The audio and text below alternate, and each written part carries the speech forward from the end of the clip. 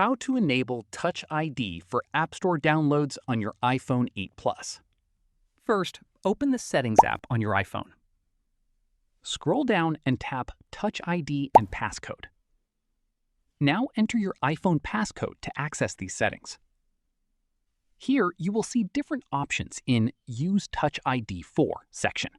Find iTunes and App Store and turn this option on.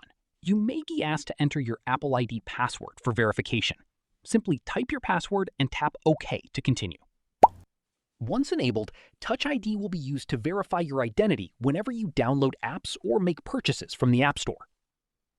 Now open the App Store and select any application you want to install. Tap the Get button. Instead of asking for your Apple ID password, your iPhone will ask you to verify with Touch ID. Simply place your registered finger on the Home button. After your fingerprint is verified, the app will start downloading automatically. And that's it.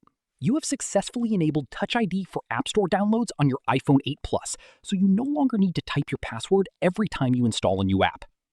If this video helped you, don't forget to like the video, subscribe to the channel, and press the bell icon for more iPhone tutorials. Thanks for watching.